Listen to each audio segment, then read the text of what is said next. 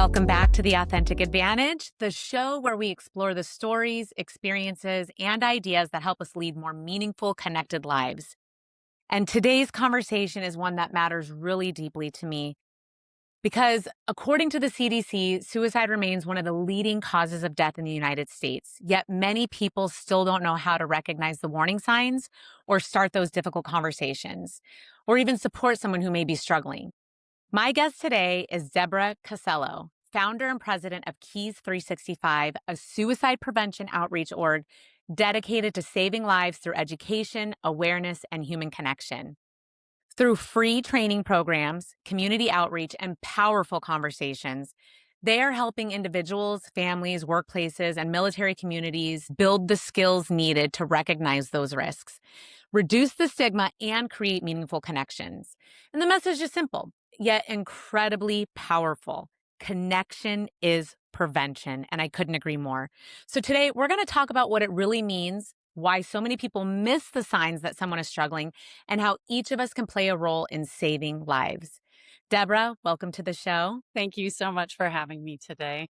Absolutely. And, I was able to sit in on one of your classes and very, very powerful. For those who don't know, I did lose my brother to suicide. And that's why this is so impactful for me. I want to share this message and truly help other people. But what you're doing, again, at no cost, really just out there educating people to see those signs, because I wish I could have saw those signs. And we do often miss them. So I want to start by asking you, how did Keys 365 come to life? And then give us a little more background about the company. Sure. So it was really Keys 365. First of all, it's an acronym and it stands for Knowledge and Empathy Yield Strength. And the 365 is to remember to use the tools that you learn in the class every day. It started because I was teaching suicide prevention. I used to run a suicide prevention outreach in the state of Alaska. I traveled all over teaching classes while we were stationed there. And then over the years that I did that, and I also did some volunteer and paid work for police and fire departments in two different states, doing on-scene crisis and trauma support. So I got to hear all this feedback from people, some who were in crisis, some who were not and were just there for classes. But what were the barriers to people getting educated and getting informed in order to be able to support others? And so Keys 365 really came from what we saw as this need. And the need really was that people were looking to connect earlier and what to do to get upstream of this very critical problem of, you know, people struggling with mental health and not knowing what to do to support others. So it was really that need and the idea that it is really important to know what to do in a crisis and how to support somebody. However, if we can start to learn to identify risk factors and warning signs and create this culture within the community that we're either living, working, or spending our free time, that promotes help seeking, lowers stigma, makes it okay to talk about the struggles that we're having, then we can hopefully prevent that crisis from ever, Oh, coming. yeah. Mhm. And that's key because a lot of us don't feel like it's okay. We keep it hidden. We don't want that judgment. We think we'll be fine. There's so many factors behind that. And earlier you were telling me that Keys 365 is a nonprofit. Can you tell me a little bit more about that? Yeah. So Keys 365 is a 501c3 charity nonprofit. And no matter who we are teaching to, all of our classes and trainings are free. And we currently have 4 different classes that we offer. But the main part of it is that after the training, what we do is we let people know that in order to continue the work, if they would like to make a donation, that's how we do it. And it really has been an incredible process of offering these trainings and support and with no commitment and then people feeling like they really wanted to help us continue this work. So it's been really Perfect. exciting and loved it. I've loved everything about it so far. I know I love this. Like I said, you're making such a big impact, and we will have more information in the show notes if anybody wants to make a donation. But going back to what you were saying, really knowing those signs earlier to be able to help. What are some of the warning signs that friends, family members, or coworkers should really pay attention to? Sure. In each of our trainings, we cover the risk factors and warning signs that are going to be relevant for the community that's attending. And by that, I mean we are approved as continuing legal education in the state of Virginia. So when we're teaching to attorneys and people that are in the legal community, what they may be encountering is going to look very different from our active duty military folks or the university and high school students that we teach or the corporate folks. And so what we do is we try to talk about and share some of the different risk factors and warning signs. Mental health is a complex, it's a very complex area, and there are many factors that can go into somebody thinking about suicide, but mainly in order to be able to reach anybody who's listening today, if you notice change in another person, that's really what you're looking for. Changes that would signal to you that something for them is not going well. And the courage to be able to then talk to them about it and share with them that you are, listening in a non-judgmental way and that there is support. What happens very often is that people will notice changes where maybe like you're talking about a coworker, the quality of their work, their ability to manage appointments. How are they collaborating with others? If those things start to deteriorate, very often we're kind of told, don't embarrass somebody. Don't bring attention to something that they might perceive as you being critical or negative. And so True. Yeah. it's really like, "Hey, let's just ignore that until it goes away." And so if you notice that it's not a one-off time, but it's really like there's been this shift in this person that you know to be a certain way, then letting them know, "Hey, you don't have to share with me what's going on, but I'm concerned about you because I care about you as a human being, and I just wanna make sure that you're aware that we have an amazing EAP, or we have like a business resource group or whatever your company calls that. We have other people that might be going through what you're going through, and I just want to make sure you're aware of these resources." And one other thing I do just want to talk about a little bit is if you are concerned about somebody or yourself, calling 988, and I know we were gonna get to this, but I just kinda wanna hit this early on, is that if anybody's listening to the podcast today and they themselves are feeling engaged or triggered in a way that they would like someone to talk to about their feelings, or if all of a sudden something we're saying brings to mind a specific person that they want support around, calling 988, it is the crisis lifeline, and 24 hours a day, 7 days a week, a trained mental health professional will answer the phone and you can say, "Hey, I'm concerned about this other person. Can you help give me some strategies?" Or you can talk to them about something that you might be going through.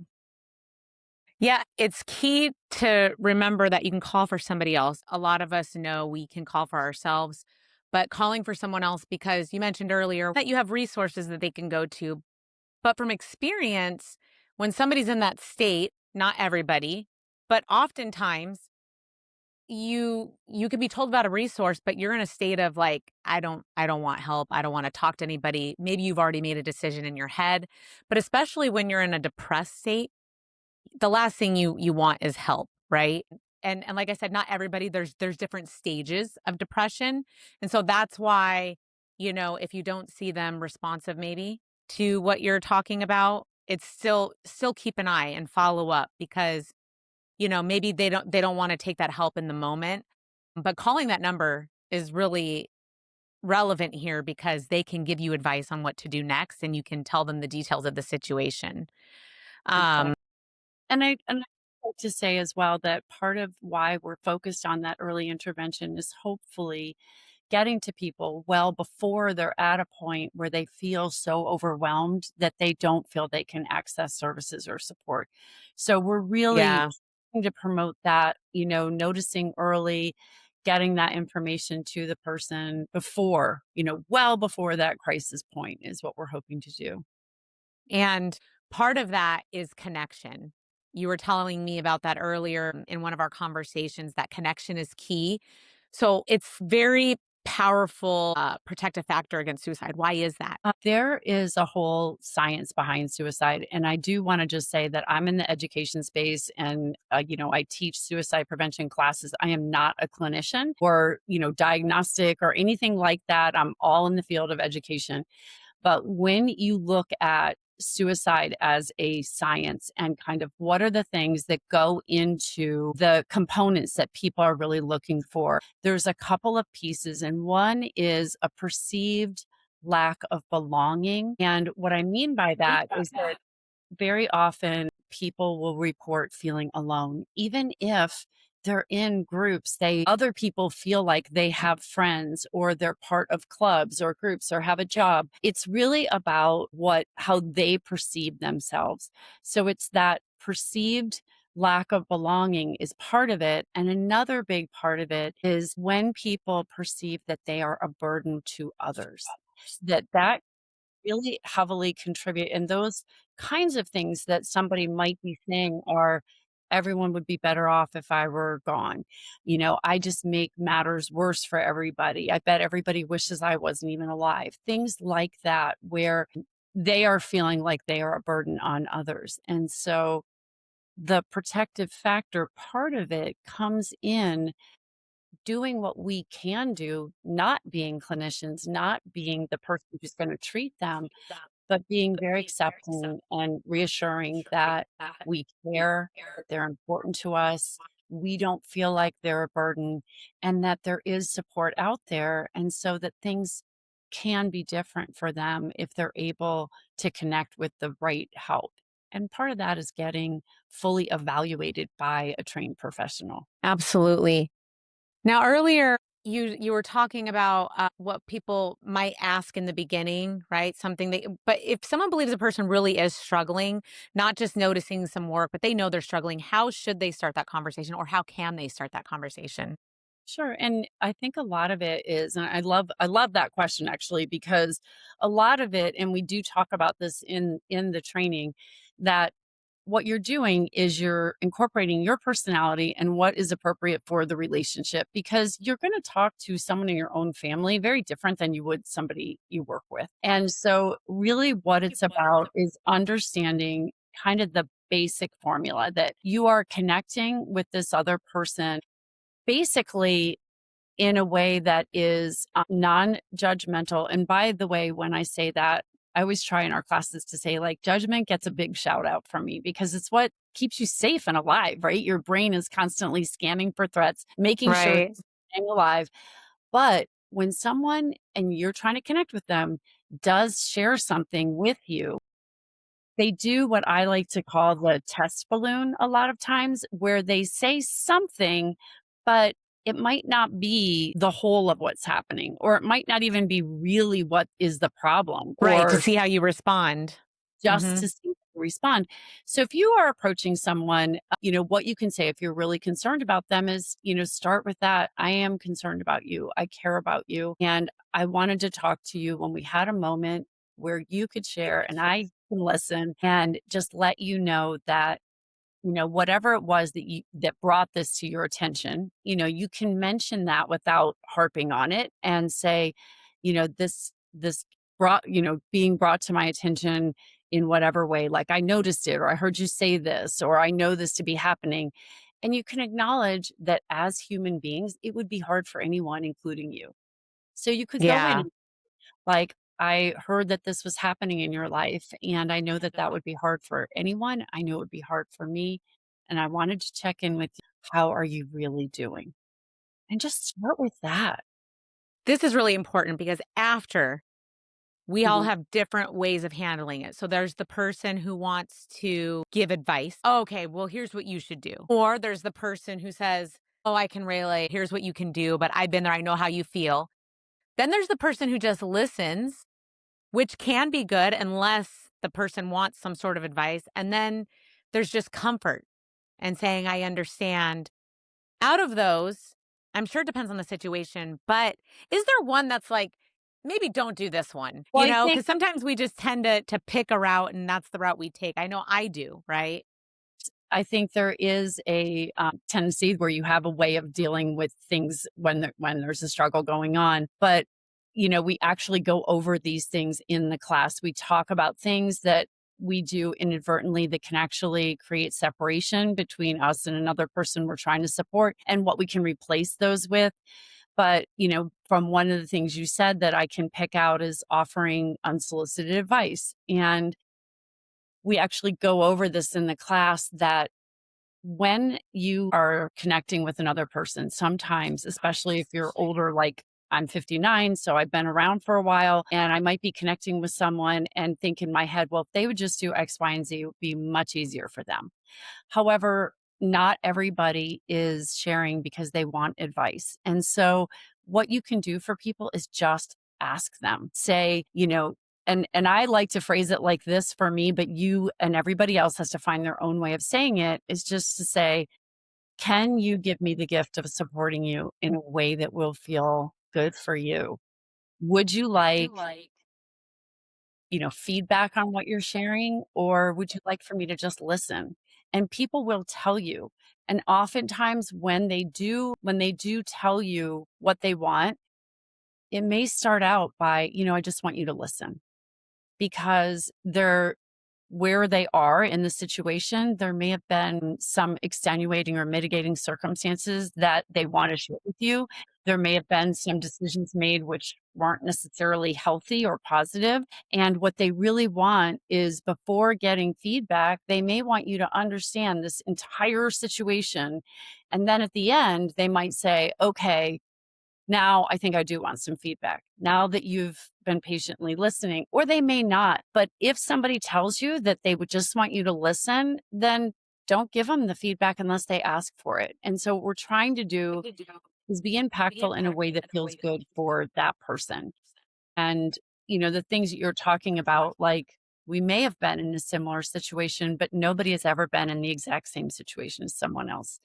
And so, Correct. I did a lot of training for this, or training of other people for this, when I was working with the police and fire departments, where when you're trying to support somebody, it's okay to build rapport through sharing that you have been through something similar. But if you are talking about yourself for more than about a minute, then it's now about you and you have hijacked that conversation. So you can always say something to someone like, you know, I also lost a parent or family member. So I can imagine that this is really hard for you, because I know it was really hard for me. Tell me what's going on for you. You know what I mean? So that way you are not making it about yourself. You're letting them know I've been here. And so if you have questions or you want some advice, I have been here and can understand and relate to you, but then that's it. The other thing I want to touch on, and a little off topic, but something I was thinking about, we see these commercials. We see people like Robin Williams, often just so happy. You would never think, for 1 second, this person is having any suicidal ideation. They're showing up, they're laughing, they're making jokes, and then one day they're gone. Would you say that sometimes there are no signs? Well, what we talk about in all of our classes, everything is evidence informed and comes from leading mental health organizations or research that we can find and cite. But what I would say is that the research shows that most suicides are preceded by some type of warning signs. And it's one of the myths that we cover, and myths and facts. But what the research is not saying is that everybody saw something every time. And so if there is a suicide that happens in the future, that you are connected to that person, or it has happened in the past and you saw no signs, you saw nothing, it felt like it was completely blindsiding you and came out of the blue, it may be that for you, there were no signs to see. That is a completely valid perspective. However, because the research shows that somebody probably saw something, then taking a class like the Keys 365 Hope in Action class you could actually be the person who recognizes it if there is something there to see. And taking your class, I can agree. You offer so much that we often don't think about. And for the audience, you could take these virtually as well. So, she can come in live or she does virtual classes, and I took a virtual one, very beneficial. So, moving to that, right? Maybe you go into some of these orgs or these companies. Why should leaders and companies be talking more about mental health and suicide prevention? And a lot of them do, right? They offer like mental health programs, but, taking it up a notch. I think I think ultimately businesses are in business to make money. That's why they're there, companies. And if there is a culture within an organization where people are comfortable seeking help at the earliest possible time, it's going to be reflected in the way people feel about working there with, lower turnover, lower absenteeism. They're providing resources so that the benefits that the company are paying for and offering to their employees are actually getting utilized. And Yeah. us, because we are very sensitive to the time factor with offering trainings, all of our trainings are delivered in about an hour, and so they can be done as a lunch and learn, and like you said, we can do them in person, we can do it virtually, and then we also tell people we can come more than once. So if you have shift work where there are people at certain times can come, we try to be really flexible because what we're really about is the impact.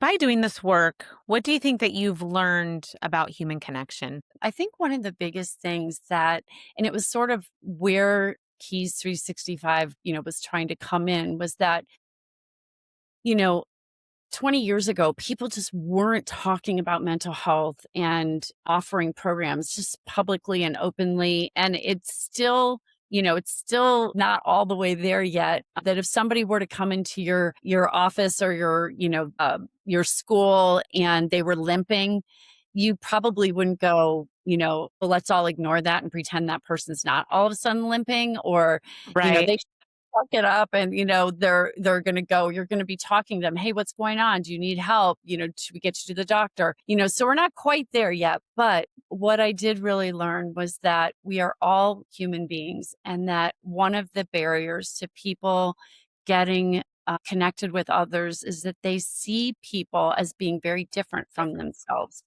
So, it's you get to know someone and it's like, well, I don't know that I could reach out and connect with them because we're just so different.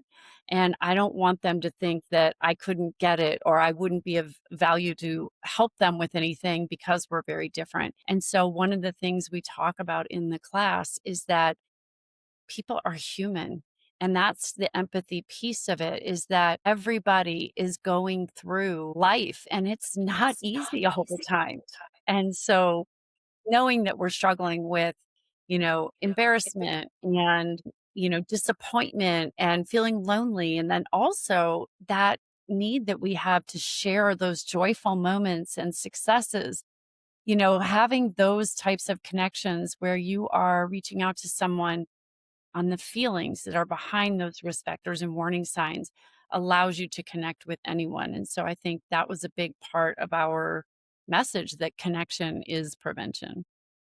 From my experience, we do share those successes. And then as we watch that person, we desire to do the same and we get motivated.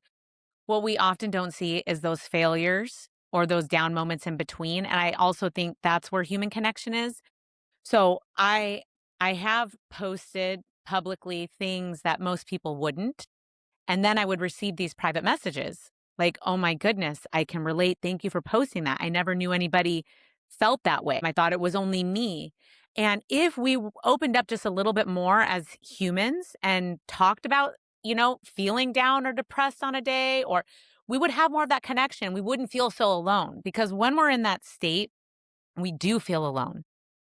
Right? When we're feeling like we don't wanna be here anymore, not everybody has had that feeling, but I have had that feeling. You said it in the beginning, maybe I'd be better off or people would be better off, but I also felt very alone. Like I was the one struggling with this or something wrong with me. And that's because nobody else really shares their down moments, again, because of judgment and how people might view them and they need to come across authoritative. And there's a whole list of explanations, right? But I do think that human piece is very, very, very, very important to your point, And and we should be sharing when all of it.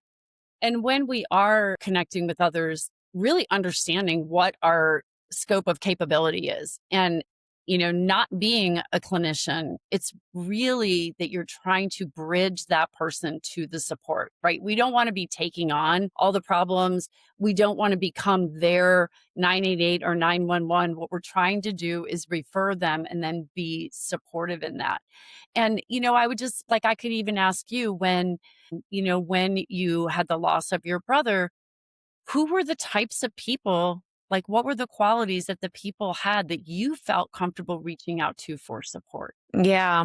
Yeah. Like when he passed, Mhm. I mean, personally, I just felt like nobody understood, right? The way I just internalized a lot of it. But it was the people, I guess, who listened. Because when anybody would say, "Oh, I understand, I lost my grandpa," I would just get angry inside because I'm like, first of all, it's not the same. Suicide is a whole different loss. But those who listened, I did feel safer. So to your point in the beginning of the call, I did feel safer to call up that person and just be able to cry and let it out. Otherwise, I held a lot of it in. So it's like the people that are not going to be judging you, the people that are going to listen, they're not going to be telling you, their story or trying to give you advice. And those are the things like I try to say to people, if you want to support someone else, what feels supportive to you?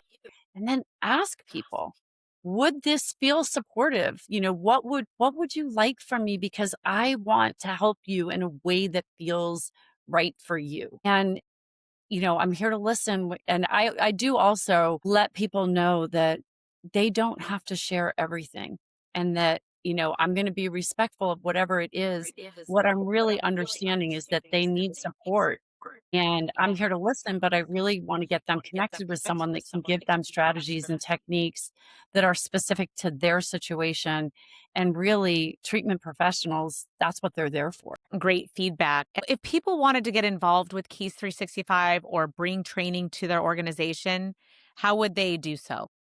Absolutely. The best way to check us out is through our website, which is keys365.org. And you can go on there. You can also look us up, Keys 365 on LinkedIn, or me, Deb Casello on LinkedIn. And you can see all different types of events and communities that we've talked to and worked with. And our classes, we do have our, core suicide prevention training. And then as expansions of that class, we have a class called Transform Communication, which is about recognizing some of the unproductive and sort of non mission focused language that we can be falling into and how we can recognize what we're doing in that situation and how we can transform some of those less productive conversations into being assertive, healthier communication. And that's been very well received so far. And we've taught that. That's a newer one. And then we also have what's kind of cool is a hands-on resilience class where we set up stations. And if you go on LinkedIn, you can see pictures from, we've been on a couple different military bases teaching these to active duty military and for students. But we set up stations where you explore different ways of building resilience at each station that you go through. And then we also are now offering lethal means safety, which is having how do we talk to people when there's no crisis, nothing's, going on with the person, but they do have weapons or lethal means that could be stored in a way that when that bad day comes, they're prepared and safer. So really just Very going important.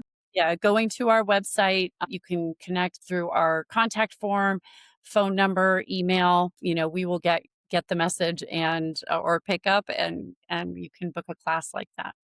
And if any Wonderful. a volunteer, they can also reach out through our contact form or make a donation. That's awesome. And I will have the website in the show notes. So thank you, Deborah, for sharing your story, your mission, and the incredible work that you're doing through Keys 365. For me, one of the biggest takeaways from today is, suicide prevention isn't reserved for mental health professionals. It starts with everyday people paying attention, asking the questions, checking in, and creating spaces where others feel safe enough to be honest. That is key. Right? Key 365. But it's a conversation can make a difference, guys. A connection can save a life, literally. So if you'd like to learn more about Deborah and Keys 365, bring a training to your organization or support their mission, be sure to visit their website and connect with them online. They'll be with the show notes. And to everyone listening, if someone came to mind during this episode, don't wait. This is your sign. Send the text, make the call, and just start the conversation because you never know how much it might mean. And if you yourself are going through it, call someone, start the conversation. Thank you for joining me on The Authentic Advantage. And until next time, stay authentic, stay connected, and remember that being human is our greatest strength.